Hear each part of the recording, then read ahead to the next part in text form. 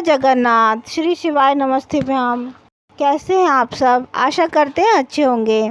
आइए हम जानते हैं इस वीडियो में कि जगन्नाथ जी की मूर्ति अधूरी क्यों रह गई, क्यों आज भी उन्हें अधूरी मूर्ति के साथ पूजा जाता है। भारत एक ऐसा देश है जहां ईश्वर हर रूप में पूजित जाते हैं।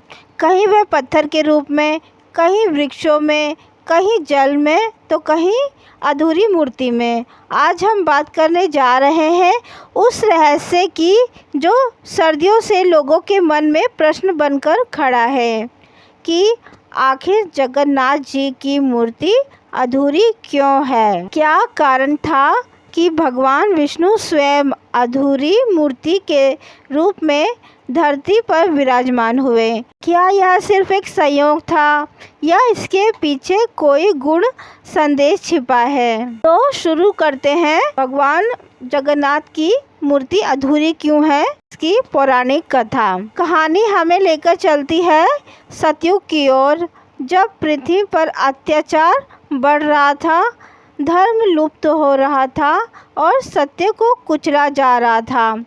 उस समय भगवान विष्णु के मन में एक संकल्प लिया, अब मुझे स्वयं एक ऐसा रूप प्रकट होना होगा जो मानवता को धर्म की राह पर फिर से ला सके। उसी समय द्वारका के राजा इंद्रद्युम्न को एक दिव्य स्वप्न आता है। स्वप्न में एक दिव्य आवाज़ कहती है, हे राजन, नीलांचल पर पर्वत पर एक तलहटी में भगवान नीलमाधव विद्यमान है, उन्हें खोजो और एक मंदिर बनवाओ। तब शुरू होती है नीलमाधव की खोज। राजा इंद्रद्युम्न ने अपने सेवक विद्यापति को भगवान नीलमाधव की खोज के लिए भेजा। विद्यापति बहुत खोजने के बाद कोच जनजाति के एक मुखिया विश्वासु के पास पहुँचे। वो गुप्त रूप से भगवान नीलमाधव की पूजा करते थे। विश्वासु पहले तो मना करते हैं, लेकिन विद्यापति की तपस्या और भक्ति से प्रसन्न होकर एक दिन आँखों पर पट्टी बांधकर उन्हें भगवान नीलमाधव के दर्शन कराते हैं।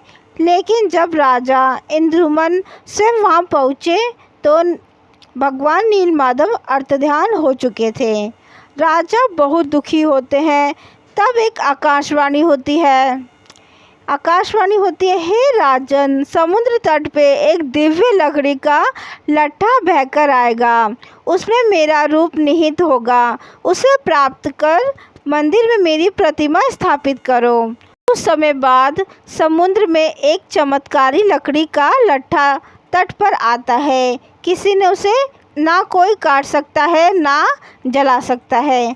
तब स्वयं भगवान विश्वकर्मा बढ़ई के रूप में आते हैं और कहते हैं, मैं इस लकड़ी से भगवान की मूर्ति बनाऊंगा, लेकिन मेरी एक शर्त है, उस दिन तक मेरे कक्ष में कोई नहीं आएगा, उस समय कोई भी मुझे कोई नहीं देखेगा।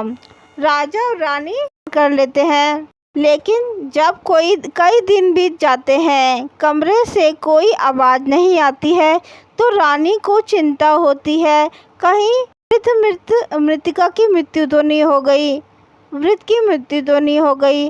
दरवाज़ा खुलवाते हैं और जैसे ही दरवाज़ा खुलता है, बढ़ई अदृश्य हो जाते हैं और वहाँ रखी होती है 3 अधूरी मूर्तियाँ। जगन्नाथ जी की मूर्ति बिना हाथ पैरों के, भालपत जी की प्रतिमा भी अधूरी और सुभद्रा जी की प्रतिमा भी सरल और सीधी। राजा दुखी हो जाते हैं, लेकिन तभी फिर एक आकाशवाणी होती है, हे राजन, यह मेरा रूप है, यही मेरी इच्छा है कि मैं अधूरे रूप में पूर्ण हूँ, मुझे इसी रूप में स्थापित करो।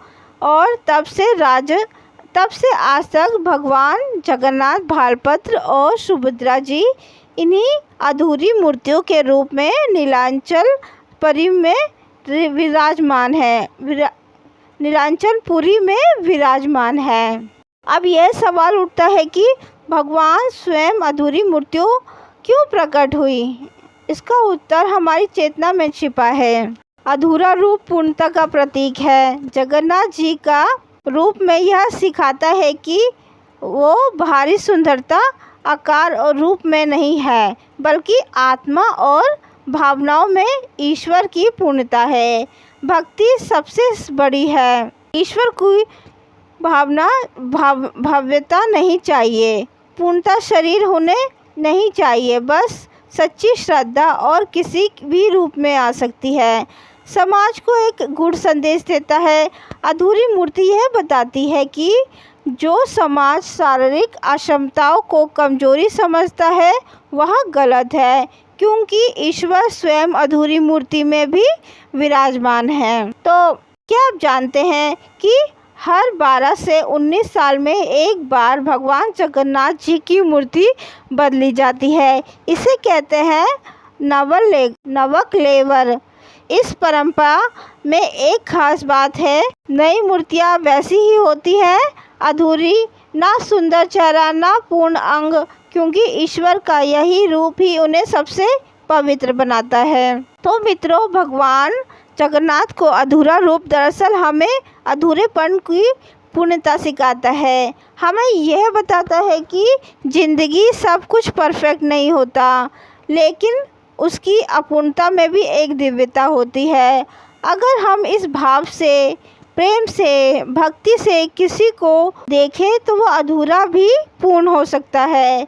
यही है जगन्नाथ जी की अधूरी मूर्ति का सबसे बड़ा रहस्य। अगर आपको यह कथा अच्छी लगी हो तो इसी वीडियो को लाइक करें और शेयर करें, चैनल को सब्सक्राइब करें और कमेंट में हमें अगला विषय बताइए, मैं किस विषय पर वीडियो बनाऊं।